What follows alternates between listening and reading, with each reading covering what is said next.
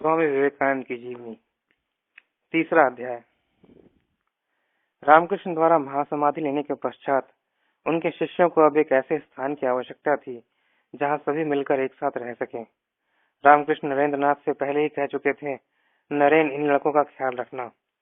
इन लड़कों में से कुछ जैसे तारक, बड़े गोपाल, लाटू आदि पहले ही अपने परिवार से संबंध विच्छेद कर चुके थे। रामकृष्ण के कहने का आशय यही था कि वे सर्वत्यागी बनकर एक साथ ही रहें, अपने अपने घर न लौट जाएं। नरेंद्रनाथ भी यही चाहते थे, परंतु समस्या यह थी कि वे जिस मकान में रहेंगे उसका किराया तथा अन्य खर्च, कम से कम भोजन तक का वहन कौन करेगा। नरेंद्रनाथ सोच रहे थे कि इस एकीकृत व्यवस्था के अभाव में तो उनके सभी या अधिकतर गुरु भाई इधर उधर चले जाएंगे। इससे उस महापुरुष के आदर्श के प्रचार में बाधाएं आएंगी। अब आवश्यकता इस बात की थी कि श्री गुरुदेव के सानिध्य में उन गुरु भाइयों ने जो साधना की है और जो आदर्श प्राप्त किया है उसे केंद्रीभूत किया जाए। विवेकानंद की यह समस्या नगर के कुछ लोगों तक भी पहुंची। उन लोगों में से एक सुरेंद्रनाथ मित्र भी श्री रामकृष्ण देव के परम शिष्य थे। उन्होंने उदारता पूर्वक यह प्रस्ताव रखा कि आश्रम का व्यय भार वे वहन करेंगे। इस प्रस्ताव से सभी गुरु भाइयों को, विशेषकर नरेंद्रनाथ को बहुत खुशी हुई। सुरेंद्रनाथ मित्र ने अपने वचनानुसार कलकत्ता के वराहनगर मोहल्ले में एक मकान किराए पर ले लिया। यह मकान पुराना और टूटा फूटा तो था ही, एकदम वीरान सा भी था। इसी कारण लोग इसे भूतहा मकान भी कहा करते थे। लेकिन संन्यास पथ पर अग्रसर हो रहे तरुणों के लिए ऐसी बातों का क्या अर्थ। वे जल्द ही उद्यान भवन से उस मकान में चले गए। यद्यपि यहाँ आते समय उनके नेत्र अश्रुपूरित थे, क्योंकि काशीपुर के उस भवन से उनकी और गुरुदेव की पवित्र लीला की अनेक स्मृतियां जुड़ी थी, फिर भी यहाँ आकर वे आनंदित थे। यह स्थान वराहनगर मठ के नाम से रामकृष्ण संघ के सन्यासियों का प्रथम केंद्र स्थापित हुआ। इसी मकान के एक कमरे में समस्त युवा सन्यासियों ने तांबे के एक पात्र में रामकृष्ण देव के अस्थि अवशेष को रखा था और उसे ही जीवंत मानकर वे लोग उनकी पूजा प्रतिदिन किया करते थे। नरेंद्रनाथ के लिए ये दिन काफी कठिनाई भरे थे। एक ओर दुविधाओं और कष्टों से घिरे उनके परिजन थे, तो दूसरी ओर उनके युवा सन्यासी, जिनकी सम्यक देखभाल करने का दायित्व रामकृष्ण देव ने उन्हें दे रखा था। उन्हें तो दोनों ही तरफ अपना ध्यान रखना था, किसी की उपेक्षा नहीं करनी थी, क्योंकि दोनों ही उनके लिए महत्वपूर्ण थे। अतः दिन में नरेंद्र अपने घर से चले जाते और वहां अपनी पारिवारिक समस्याओं का निवारण करने का प्रयास करते। शाम होते ही वहां से प्रस्थान करते और मठ में लौट आते। मठ में वे अपने सह सन्यासियों को साधना में लगाए रहते। यहाँ उनकी उपस्थिति से ही सभी को आनंद एवं प्रेरणा की प्राप्ति होती थी। किंतु कुल मिलाकर सब कुछ शांत एवं अनुकूल नहीं था। कई शिष्यों को लेकर नरेंद्रनाथ के सामने दिक्कतें आने लगी। कई गृही भक्त उन लोगों को पुनः सांसारिक जीवन व्यतीत करने का परामर्श देने लगे। कुछ शिष्यों को तो परीक्षा आदि के नाम पर उनके अभिभावक अपने घर ले जाने में व्यस्त हो गए।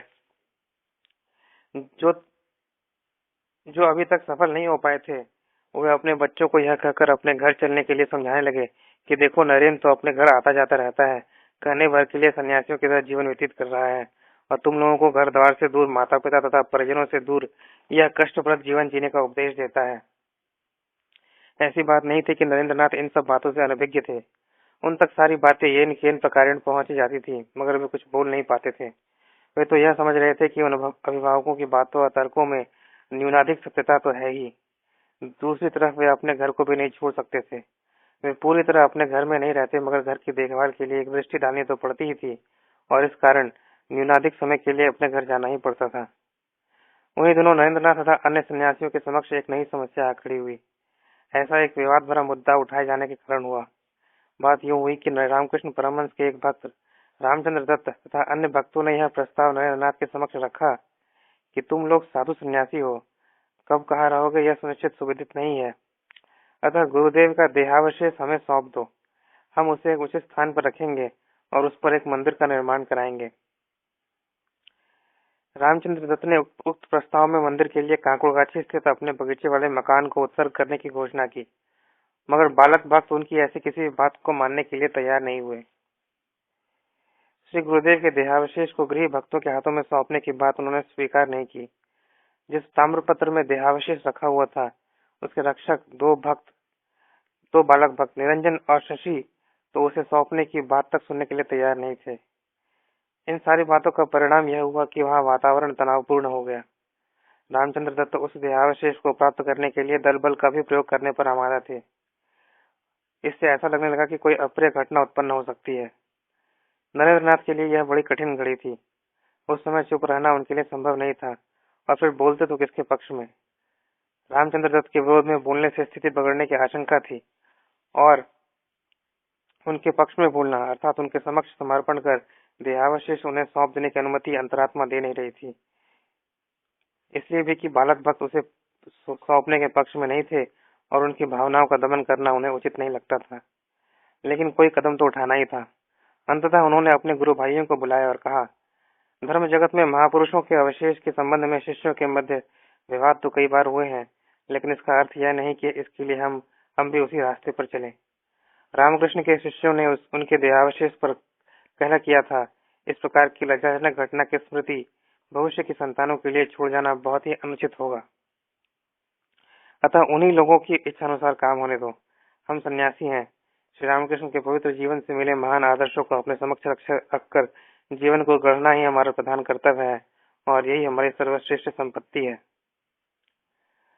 यह तो नरेंद्र नाथ के व्यक्तित्व और तेज का ही प्रभाव था कि शिष्यों ने इन बातों का प्रतिवाद नहीं किया।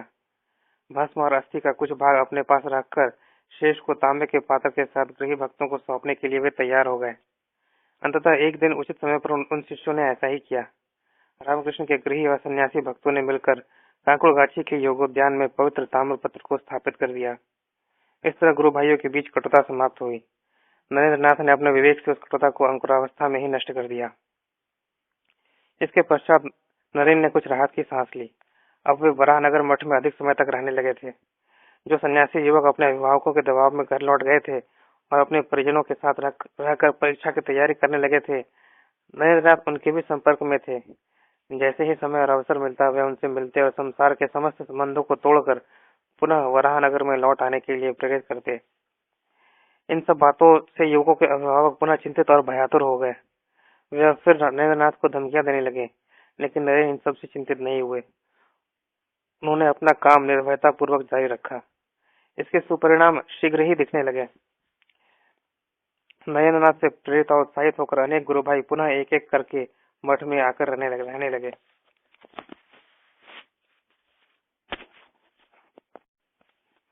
इधर नरेंद्र नाथ की अपनी समस्याएं भी कुछ कम होने लगी। उनके घर के मामले में चल रहे मुकदमे में उनकी जीत हुई। इससे उनका परिवार काफी हद तक व्यवस्थित हो गया।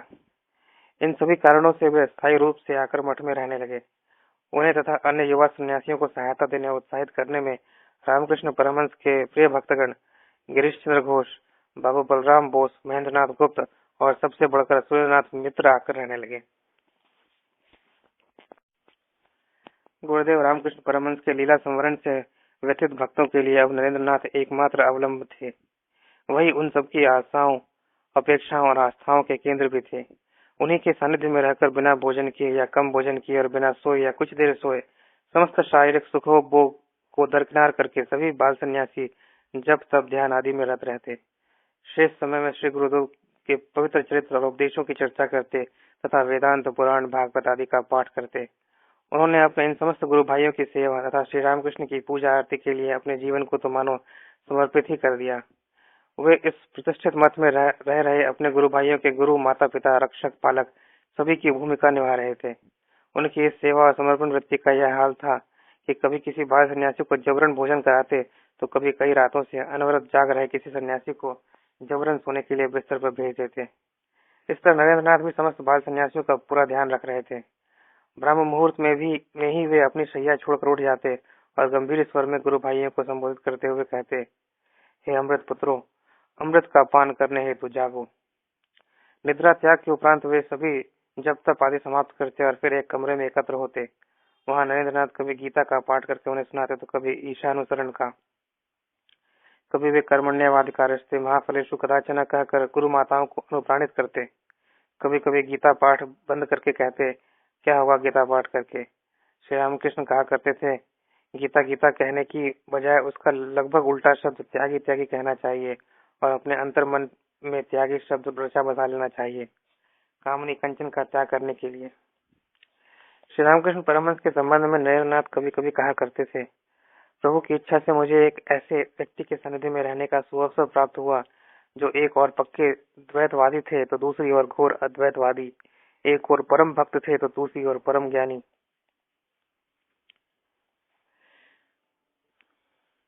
यद्यपि सुरेंद्रनाथ मित्र ने सन्यासियों के दैहिक अभावों की पूर्ति का दायित्व अपने ऊपर ले लिया था, किंतु वे वैसा कर नहीं पा रहे थे। इसका कारण संभवतः यह था कि वे सांसारिक कार्यों में व्यस्त रहते थे। वे स्वयं जाकर वहां की आवश्यक वस्तुओं के संबंध में पूछताछ नहीं कर पाते थे। बाल सन्यासी प्रायः अन्न के अभाव में भूखे रह जाते, परंतु सुरेंद्र बाबू को सूचित नहीं करते थे। प्रभु की इच्छा से जिस दिन उन सभी को बिना किसी से मांगे कुछ मिल जाता, उस दिन वे उसे प्रसाद समझकर ग्रहण कर लेते थे। उन सभी के पास कुछ वाद्य यंत्र भी थे। जब उन्हें ज्ञान, भक्ति, योग, कर्म, दर्शन आदि पर चर्चा के बाद शुष्कता की अनुभूति होती, तो वे भक्ति संगीत से स्वयं को सराबोर कर लेते। कभी कभी नरेन अपनी विनोदपूर्ण बातों से उन सभी के बीच हास्य का संचार कर देते। इन सब के बावजूद वे अपने सन्यासी जीवन के मुख्य उद्देश्य की प्राप्ति के मार्ग से लेश मात्र भी विचलित नहीं होते।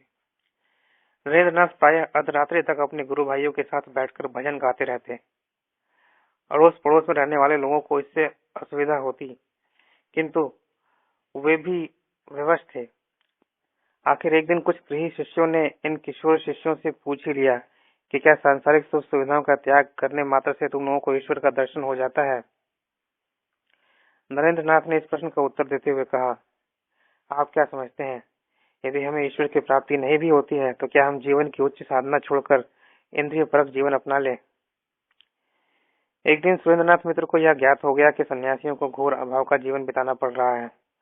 उन्होंने गोपाल नामक एक युवक की मां तथा छोटे भाइयों के प्रतिपालन का दायित्व स्वयं ग्रहण कर लिया और गोपाल को मठ में भेज दिया। उनके आदेश का पालन करते हुए वह जब वे देखता कि मठ में किसी चीज की आवश्यकता है तो वह उन्हें खबर कर देता।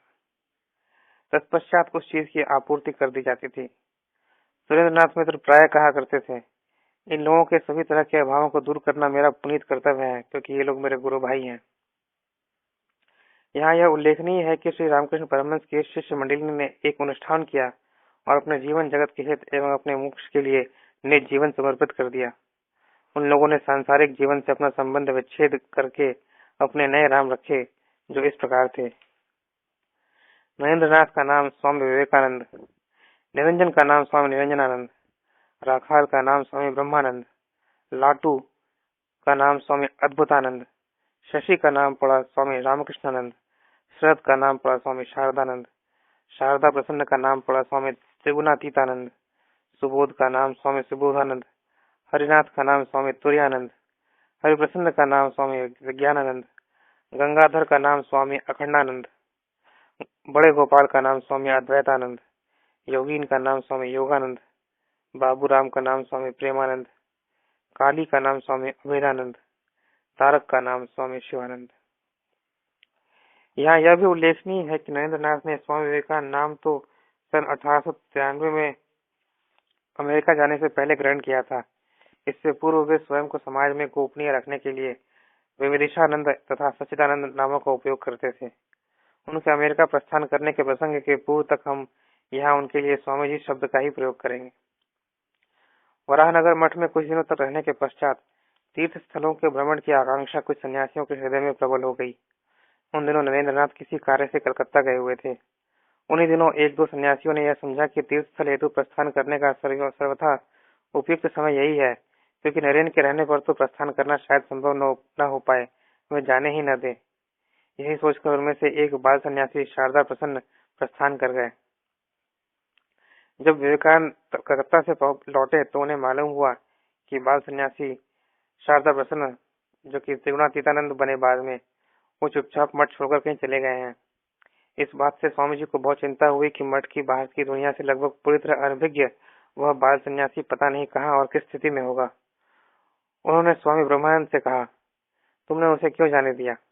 उसके लिए मेरा मन व्याकुल हुआ जा रहा है। देखो तो सही, मैं कैसी विकट स्थिति में फंस गया हूँ। मैं एक संसार छोड़कर आया हूँ और यहाँ एक नया संसार जोड़ बैठा हूँ। उसी समय एक अन्य शिष्य ने उन्हें एक पत्र ला कर दिया। वह पत्र शारदा प्रसन्न स्वामी त्रिगुणातीतानंद का ही था। उसमें उन्होंने लिखा था, मैं पैदल श्री वृंदावन जा रहा हूँ। यहाँ पर रहना मेरे लिए असंभव हो गया है। यहाँ समय समय पर अपने माता पिता, घर परिजन आदि के स्वप्न आते रहते हैं। मैंने स्वयं को काफी नियंत्रित करने की कोशिश की, फिर भी प्रबल आकर्षण के कारण दो दो बार घर जाकर मुझे अपने परिजनों से मिलना पड़ा। पता नहीं किस समय मन की दिशा बदल जाए। माया के इस पंजे से छुटकारा पाने के लिए दूर जाने के अलावा और कोई उपाय मेरे सामने नहीं है। पत्र पढ़कर स्वामी जी की मुद्रा गंभीर हो गई। उनके मुख से इतना ही निकला, अब समझा शारदा क्यों चला गया। मैं भी अब उसी की तरह महसूस कर रहा हूँ। फिर स्वामी जी ने सोचा, लेकिन अब तो एक नई समस्या उत्पन्न हो जाएगी। अब सारे बाल सन्यासी तीर्थ स्थल और भ्रमण के लिए जाने को उद्यत होंगे, तब तो मठ खाली हो जाएगा। यह तो अच्छी बात नहीं होगी। फिर उन्होंने सोचा, होने दो मठ को खाली। मैं भला कौन होता हूँ जिसके आदेश को ये सभी सदा मानकर चले। नहीं, अब तो मुझे भी इस माया के बंधन को तोड़ना होगा। और फिर उन्हीं दिनों उन्होंने स्वयं भी मठ को छोड़कर कहीं दूर जाने का निर्णय कर लिया। सन 1888 के प्रारंभ में वे वराहनगर मठ से तीर्थ स्थानों के लिए प्रस्थान कर गए। इससे पूर्व भी वे 2 बार मठ से किसी अज्ञात स्थान के लिए प्रस्थान कर चुके थे। पहली बार वे आठपुर आए थे और दूसरी बार सिमुलतला। बाद में वे इन दोनों स्थानों पर और कई बार गए। स्वामी जी के जीवन चरित्र विषयक लगभग 2 दर्जन पुस्तकों के पठनोपरांत यह निष्कर्ष निकलता है कि उस अवधि में वे चाहे जहाँ कहीं भी गए, आठपुर या सिमुलतला या फिर उसके बाद वाराणसी अथवा और कई भी स्थान, वहां से कहाँ कहाँ गए, किस किस से मिले, क्या क्या बात हुई, कहाँ कहाँ कितने दिन रहे, इन सभी बातों का कोई प्रामाणिक उल्लेख कहीं नहीं मिलता। इसका कारण यह है कि स्वामी जी स्वयं कभी डायरी जैसा वृत्तांत लिखते नहीं थे और उपर्युक्त बातों का दूसरा कोई साक्षी भी नहीं था। उन स्थानों से उन्होंने जो गिने चुने लोगों के पास पत्र भेजे, उनके आधार पर उन स्थानों पर जिन लोगों की भेंट उनसे हुई, उनके द्वारा दी गई जानकारियों के आधार पर एक अनुमानित निष्कर्ष निकाला गया है कि वे कब कहाँ रहे।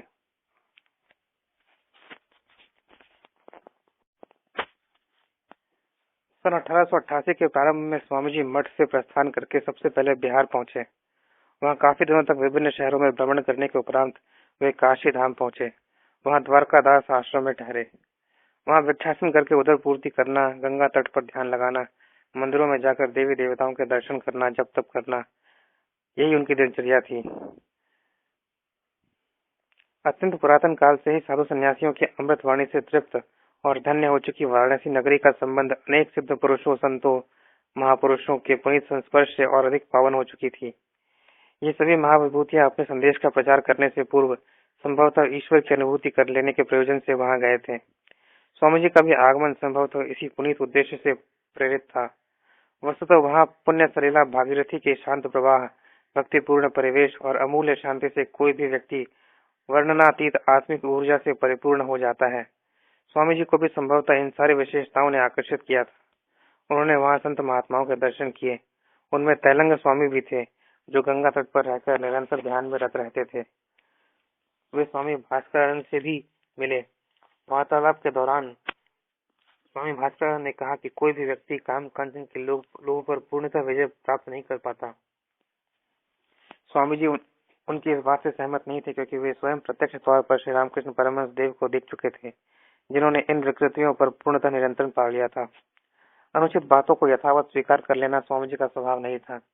उनके उक्त विचार पर का प्रतिवाद करते हुए उन्होंने विनम्र शब्दों में कहा, आप क्या कह रहे हैं महाराज? ऐसे अनेक सन्यासी हैं जो पूर्ण रूप से कामनी कांचन की स्पृहा पर विजय प्राप्त करने में समर्थ हुए हैं। और फिर उन्होंने श्री रामकृष्ण परमहंस देव का उल्लेख किया। भास्करानंद जी ने मुस्कुराकर कहा, तुम अभी बच्चे हो, इस आयु में यह बात नहीं समझ पाओगे। अपने गुरुदेव के निर्मल और पावन चित्र के समक्ष इस तरह संदेह की प्रतिमा खड़ी करते देख वे स्वामी भास्करानंद के उक्त वाद का प्रतिवाद दृढ़ता पूर्वक करने को उद्यत हो गए। स्वामी जी के तार्किक एवं युक्तिपूर्ण वचनों को सुनकर उपस्थित साधु सन्यासी तथा अन्य लोगों के अतिरिक्त स्वयं स्वामी भास्करानंद भी अत्यंत विस्मित हुए।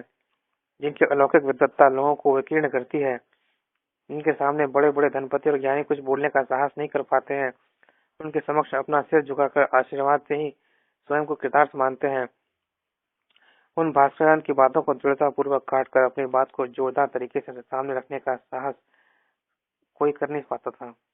उनकी बातों से भास्करानंद जी भी प्रभावित हुए। उस समय वहां उपस्थित अपने शिष्यों तथा अन्य लोगों को संबोधित करते हुए उन्होंने स्वामी जी के बारे में कहा, इसके कंठ पर सरस्वती विराजमान है, इसके हृदय में ज्ञानालोक प्रदीप्त हुआ है। अपनी प्रशंसा में कहे गए इस वाक्य से स्वामी जी प्रसन्न नहीं हुए, क्योंकि उनके गुरुदेव के संबंध में अनादर सूचक बातें कही गई थी, इसलिए विरोध स्वरूप वे वहां से उठकर चले गए। काशी में एक दिन कुछ बंदर उनके पीछे लग गए। उनसे बचने के लिए वे तेज तेज भागने लगे। वे आगे आगे और पीछे पीछे बंदर। उसी समय उनके कानों में किसी की आवाज आई, ठहरो, डटकर सामना करो। पल भर रुक कर उन्होंने देखा, यह कहने वाला कोई और नहीं, एक सन्यासी था। तत्क्षण उन्हें एहसास हुआ कि इस बात में दम है। वे ठहर गए और फिर निर्भय होकर उन बंदरों की तरफ देखा। उन्हें आश्चर्य हुआ कि इस तरह देखते ही देखते सारे बंदर भाग गए। बाद में अपने विभिन्न व्याख्यानों के दौरान वे कभी कभी अपने श्रोताओं के समक्ष इस प्रसंग का वर्णन करते थे और साथ ही यह भी बताते थे कि विपत्तियों से भयभीत होकर या दुखी होकर संसार से पलायन करने का विचार हृदय में कभी नहीं लाना चाहिए, बल्कि साहस पूर्वक उसका सामना करना चाहिए।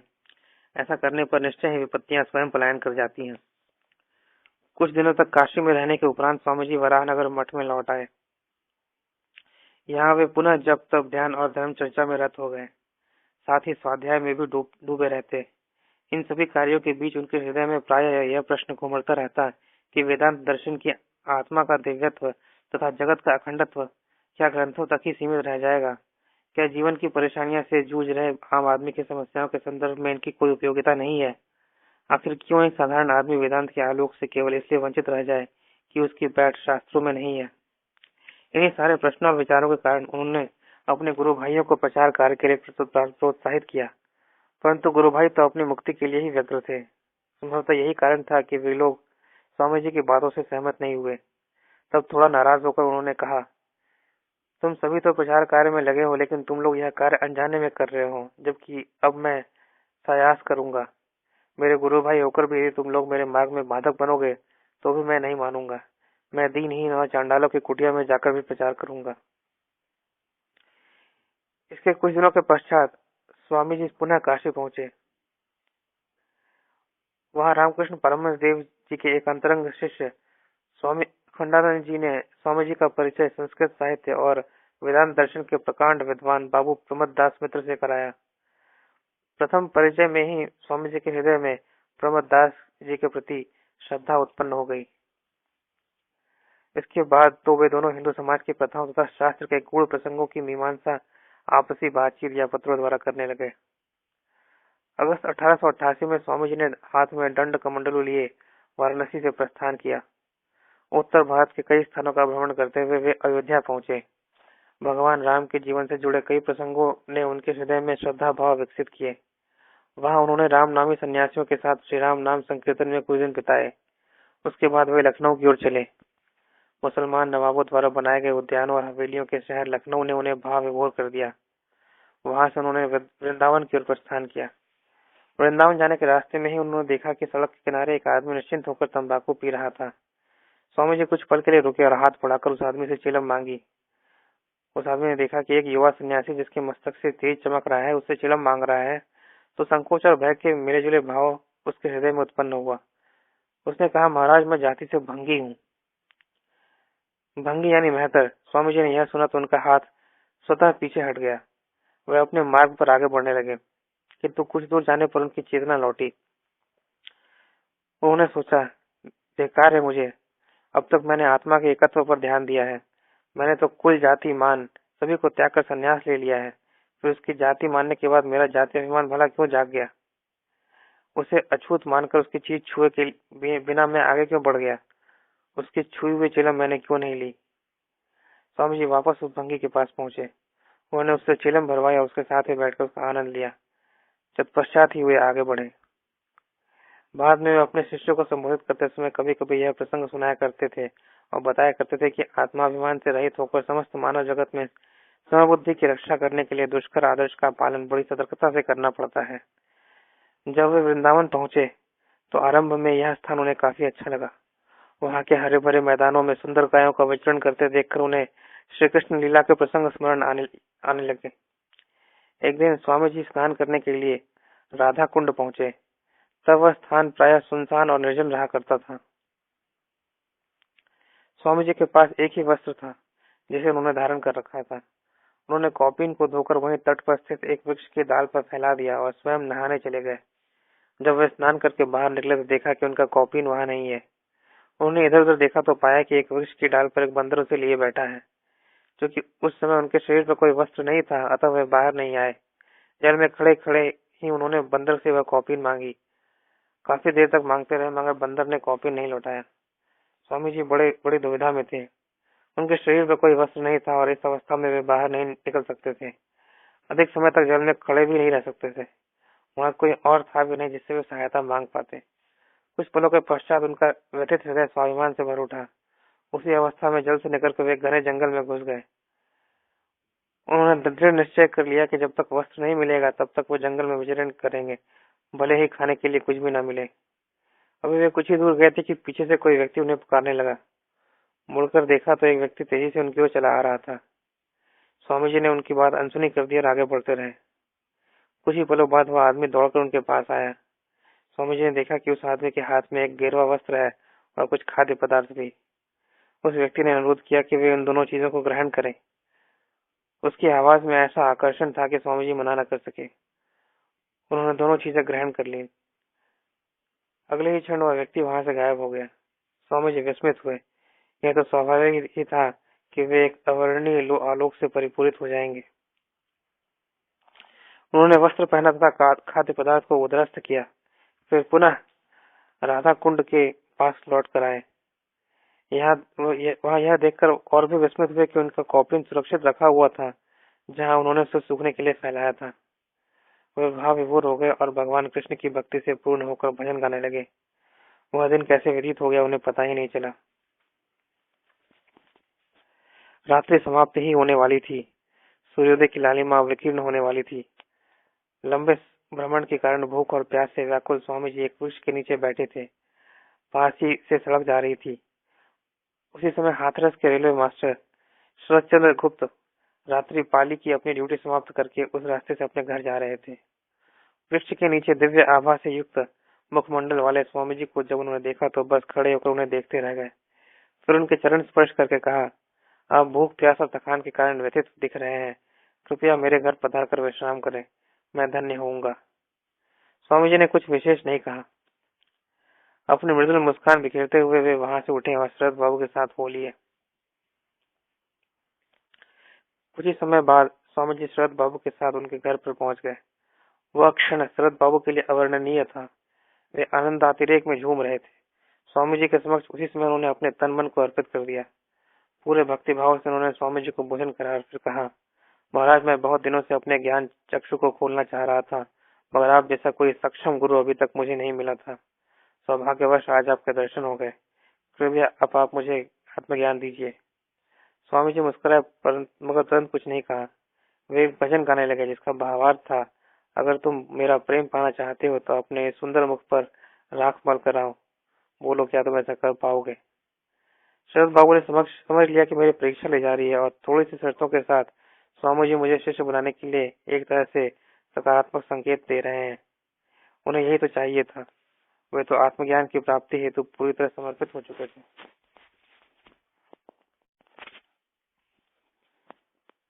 शरद बाबू ने तत्क्षण उत्तर दिया, गुरुदेव, मैं आपका आज्ञाकारी शिष्य हूँ। आप जो भी आदेश देंगे मैं बिना विचारे उसका पालन करूंगा। स्वामी जी ने उनसे कुछ कहा नहीं, उनके मुखमंडल को अपलक देखते रहे। स्वामी जी ने शरद चंद्र को अपना शिष्य बना लिया। बाद में शरद बाबू ने एक बार कहा था, मैंने उन दो अद्भुत आंखों का अनुसरण किया था। स्वामी जी जब तक हाथरस में रहे अपने भक्तों एवं प्रशंसकों के साथ धर्म चर्चाएं की, उनके प्रश्नों के उत्तर देकर उनकी जिज्ञासा पिपासा को शांत करने का यथासंभव प्रयास किया और भजन सुना सुनाकर सभी को भाव विभोर करते रहे। एक दिन शरदचंद्र ने देखा कि स्वामी जी एकांत में बैठे हैं। उनके मुखमंडल पर चिंता की रेखाएं स्पष्ट हो रही थी। शरदचंद्र ने पूछा, स्वामी जी आप चिंतित दिखाई दे रहे हैं, आखिर कारण क्या है? थोड़े आहत स्वर में स्वामी जी ने कहा, वत्स, मेरे जीवन का एक महान उद्देश्य है। एक महान कार्य को संपन्न करने का भार मेरे कंधों पर है, परंतु मैं जानता हूँ कि मेरी शक्ति क्षीण है। मैं अपनी शक्ति की इस लघुता पर निराश हूँ। इस महान कार्य का मेरे द्वारा संपन्न होना संभव नहीं लग रहा। गुरुदेव ने मातृभूमि के पुनर्जागरण हेतु अपना जीवन अर्पित कर देने का आदेश मुझे दिया था। देश में दुर्भिक्ष फैला हुआ है, आध्यात्मिकता का क्षय हो चुका है। भारत को पुनः आध्यात्मिक शक्ति के द्वारा क्रियाशील बनाकर संपूर्ण विश्व को सम्मान प्राप्त करना है। परंतु कैसे? यह कहते कहते स्वामी जी की आंखों से व्यथा टपकने लगी। यह देखकर और स्वामी जी की बातें सुनकर शरद बाबू ने श्रद्धापूर्ण स्वर में पूछा, स्वामी जी, इस उद्देश्य की प्राप्ति हेतु मैं किस काम आ सकता हूँ? स्वामी जी ने गंभीर वाणी में पूछा, इस महान कार्य हेतु आत्मोत्सर्ग करने के प्रयोजन से क्या तुम भिक्षु पात्र और कमंडल लेकर रास्ते पर खड़े होने के लिए तैयार हो? क्या तुम एक त्यागी के जीवन की कठोरता को सहन कर सकोगे? यह सुनकर शरद बाबू ने कहा, अवश्य, यदि आपकी कृपा होगी तो मैं अवश्य ही सहन कर सकूंगा। कुछ दिनों के पश्चात स्वामी जी ने शरद बाबू से कहा, वत्स, किसी सन्यासी का एक ही स्थान पर टिकट रहना उचित नहीं होता, अतः मैं इस स्थान को छोड़कर यथाशीघ्र चले जाना चाहता हूँ। चूंकि बात तर्क सम्मत थी, अतः शरद बाबू ने स्वामी जी से यह अनुरोध नहीं किया कि कुछ दिन और ठहर जाइए। उन्होंने स्वामी जी की बातों से सहमति प्रकट की, लेकिन जब उन्होंने यह महसूस किया कि अब तो उनके सत्संग लाभ से वंचित रह जाना पड़ेगा, तो उन्होंने कहा, स्वामी जी, आप अपना शिष्य बनाकर मुझे साथ लेते चलिए। स्वामी जी ने कहा, क्या तुम सोचते हो कि मेरा शिष्य होने मात्र से तुम्हारी आध्यात्मिक क्षुधा शांत हो जाएगी? भगवान के चरणों में आत्मसमर्पण करके कर्म करते जाओ, वे ही सभी प्रकार से कल्याण करेंगे। तुम दुखी मत हो, प्रसन्न चित्त से मुझे विदा करो। शरद बाबू बोले, आप जहाँ जहाँ जाएंगे वहाँ वहाँ मैं भी आपके पीछे पीछे चलूंगा। आप मुझे दीक्षा दें। स्वामी जी ने उन्हें आशीर्वचन दिए। तदुपरांत शरद बाबू ने अपने माता पिता से अनुमति लेकर गृह त्याग कर दिया और स्वामी जी के साथ हरिद्वार चल पड़े। वहाँ वे दोनों कुछ दिन रहे, फिर ऋषिकेश पहुंचे, जहाँ पर नाना संप्रदायों के साधु सन्यासी भजन कर रहे थे। वहीं पर शरदचंद्र बीमार पड़ गए। स्वामी जी भी वहाँ मलेरिया से ग्रस्त हो गए, अतः वहाँ उन दोनों का रहना संभव नहीं था। मलेरिया से आक्रांत अवस्था में स्वामी जी शरद बाबू को लेकर पहले हाथरस आए। वहाँ उन्हें उनके घर पहुंचाकर स्वयं वराहनगर मठ में लौट आए। कुछ दिनों के बाद नवंबर 1888 में स्वस्थ होकर शरद बाबू भी वराहनगर मठ में पहुंच गए। अन्य सन्यासियों द्वारा वे रामकृष्ण संघ में सम्मिलित कर लिए गए।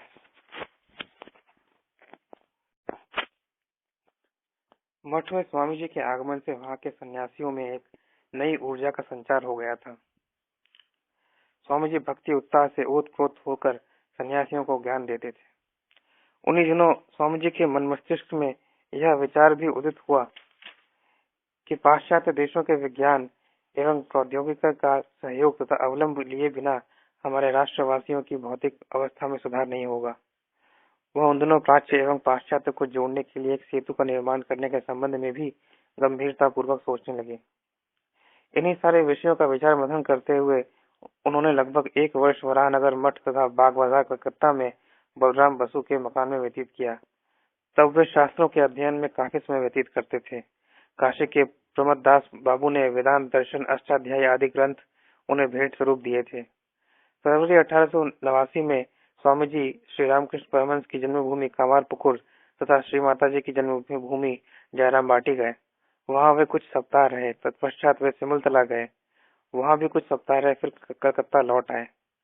उन दिनों स्वामी जी पूरे मनोयोग से उपनिषद तथा शंकर भाष्य का गहन अध्ययन कर रहे थे। अध्ययन के दौरान उनके मन में जिन शंकाओं और प्रश्नों का उदय होता था, उनके शमन के लिए वे प्रमोद दास बाबू के पास काशी पत्र लिखा करते थे। अध्ययन के साथ साथ स्वामी जी अब कुछ करने के लिए व्यग्र हो उठे थे, किंतु क्या करना है यह उनके मस्तिष्क में स्पष्ट नहीं हो पा रहा था। दिसंबर 1889 में वे कलकत्ता से वैद्यनाथ धाम गए, वहां कुछ दिन रहे। तत्पश्चात काशी के लिए प्रस्थान करना चाह रहे थे, मगर यह संभव नहीं हो सका। 30 दिसंबर 1889 को उन्होंने प्रयाग इलाहाबाद से प्रमोद दास बाबू के नाम भेजे गए एक पत्र में लिखा था, आपको एक पत्र में मैंने लिखा था कि 1-2 दिन में मैं काशी आ रहा हूँ, परंतु विधि के विधान का खंडन कौन कर सकता है। मुझे इस बात की सूचना मिली कि योगानंद नाम के मेरे एक गुरु भाई यहाँ चेचक के रोग से पीड़ित हो गए हैं, अतः उनकी सेवा टहल के लिए मैं यहाँ आया हूँ। अब वे पूर्णतः स्वस्थ हो गए हैं, अतः मेरा मन काशी जाने के लिए बड़ा व्याकुल हो रहा है। इलाहाबाद के लिए प्रस्थान करने से पूर्व वैद्यनाथ धाम से ही उन्होंने प्रमोद दास बाबू के नाम भेजे गए एक पत्र में लिखा था, वाराणसी में कुछ दिन रहने की अभिलाषा है और देखना है कि बाबा विश्वनाथ और माँ अन्नपूर्णा मेरे लिए क्या ठीक करते हैं। इस बार मैंने प्रतिज्ञा की है कि शरीरम व पापयामी मंत्र व साधयामी, या तो आदर्श की उपलब्धि करूंगा या शरीर का नाश कर दूंगा। काशीनाथ मेरे सहायक हो। अपने गुरु भाई स्वामी योगानंद के स्वस्थ होने के पश्चात स्वामी जी काशी गए। वहां कुछ एक दिन रहने के उपरांत गाजीपुर पहुंचे। वहां से अपने बचपन के साथी सतीश चंद्र मुखोपाध्याय के यहाँ ठहरे। गाजीपुर में वे प्रसिद्ध संत पवारी बाबा से मिलना चाह रहे थे। वाराणसी के निकटवर्ती एक गांव में जन्मे पवारी बाबा का वास्तविक नाम किसी को ज्ञात नहीं था। अपनी युवावस्था में ही उन्होंने हिंदू दर्शन की विविध शाखाओं के संबंध में विपुल ज्ञान अर्जित कर लिया था। कुछ समय बाद वे तपस्वी बन गए, योग वेदांत की साधना की और लगभग संपूर्ण भारतवर्ष में भ्रमण किया। अंततः वे गाजीपुर में गंगा तट पर एक भूमिगत गुफा में रहने लगे। वे कुछ खाते नहीं थे, इसलिए लोग उन्हें पावहारी अर्थात आहार के रूप में सिर्फ वायु ग्रहण करने वाले बाबा कहने लगे। स्वामी जी ने पावहारी बाबा के प्रति आजीवन श्रद्धा भाव बनाए रखा। उनके दो उपदेशों को उन्होंने सदैव स्मरण रखा। पहला उपदेश था, गुरु के घर में गाय के समान पड़े रहो। दूसरा उपदेश था, जस साधन तस सिद्धि। स्वामी जी जब गाजीपुर पधारे तो प्रत्येक रविवार को वहां राय बहादुर गगनचंद्र राय के मकान में एक छोटी सी धर्म सभा होती थी, जिसमें गाजीपुर के शिक्षित लोग बड़ी संख्या में उपस्थित होते थे।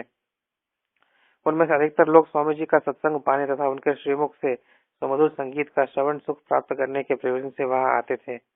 वहां स्वामी जी राधा कृष्ण लीला संबंधी गीत और भजन संगीत के साथ गाया करते थे, इसीलिए वहां के लोग उन्हें बाबा जी कहने लगे थे। एक रात निद्रामग्न होने के पूर्व स्वामी जी लेटे लेटे ही पवारी बाबा के बारे में सोच रहे थे। तभी उनका कमरा एक दिव्य आलोक से भर उठा। स्वामी जी यह देखकर विस्मित रह गए कि उनके समक्ष श्री रामकृष्ण परमहंस देव उपस्थित हैं। वे उन्हें एकटक देख रहे थे। 21 दिनों तक यही क्रम चलता रहा। स्वामी जी इसका अर्थ समझ गए। उन्होंने दृढ़ निश्चय किया कि अब वे किसी अन्य संत के पास नहीं जाएंगे। अब सिर्फ गुरुदेव ही उनके आराध्य हैं। उन्होंने स्वयं को बहुत धिक्कारा। अपने एक मित्र के नाम भेजे गए एक पत्र में उन्होंने लिखा, मैं इस निष्कर्ष पर पहुंचा हूं कि श्री रामकृष्ण की बराबरी का दूसरा कोई संत नहीं है। वैसी अपूर्व सिद्धि, वैसी अपूर्व अकारण दया, जन्म मरण से झगड़े हुए जीव के लिए वैसी प्रगाढ़ सहानुभूति इस संसार में और कहाँ है। गाजीपुर में स्वामी जी को यह संवाद मिला कि उनके गुरु भाई स्वामी अभेदानंद वाराणसी में बहुत अस्वस्थ हैं। स्वामी जी तत्काल काशी पहुंचे और अपने गुरु भाई की चिकित्सा की पर्याप्त व्यवस्था की। जब वे कुछ स्वस्थ हुए तो स्वामी प्रेमानंद को उनकी सेवा हेतु नियुक्त करके स्वामी जी वाराणसी में ही बाबू प्रमोद दास के बगीचे वाले मकान में रहने लगे। उन्हीं दिनों स्वामी जी को पता चला कि श्री रामकृष्ण देव के एक प्रमुख शिष्य बलराम बोस अत्यंत बीमार हैं। कुछ दिनों पूर्व उन्हें यह पता चला था कि रामकृष्ण देव के एक दूसरे भक्त सुरेंद्रनाथ मित्र कलकत्ता में मरणासन अवस्था में है। इन समाचारों से व्यथित होकर स्वामी जी विलाप करने लगे। यह देखकर प्रमोद बाबू ने कहा, स्वामी जी आप सन्यासी हैं, आपका शोकार्त होना शोभा नहीं देता। स्वामी जी ने गंभीर होकर कहा, कृपया ऐसा न कहें, हम कोई हृदयहीन मनुष्य नहीं है। क्या आप सोचते हैं कि कोई व्यक्ति सन्यासी बनने के साथ ही अपनी भावनाओं का भी त्याग कर देता है? पत्थर की तरह अनुभूति शून्य सन्यासी जीवन मेरे लिए संभव नहीं है। स्वामी जी तत्काल कलकत्ता के लिए प्रस्थान कर गए। यह सन 1890 के मई माह का प्रथम सप्ताह था। 13 मई को बलराम बोस ने तथा 24 मई को सुरेंद्रनाथ मित्र ने देह त्याग किया। सुरेंद्रनाथ मित्र द्वारा देह त्याग किए जाने से स्वामी जी तथा मठ के अन्य सन्यासियों को एक बड़ी चिंता ने घेर लिया कि अब मठ का खर्च वहन कौन करेगा। जैसा पहले कहा गया था, वरानगर मठ का खर्च सुरेंद्रनाथ मित्र ही वहन करते थे। तब 2 माह तक कलकत्ता में रहकर स्वामी जी ने मठ का खर्च चलाने का प्रबंध किया।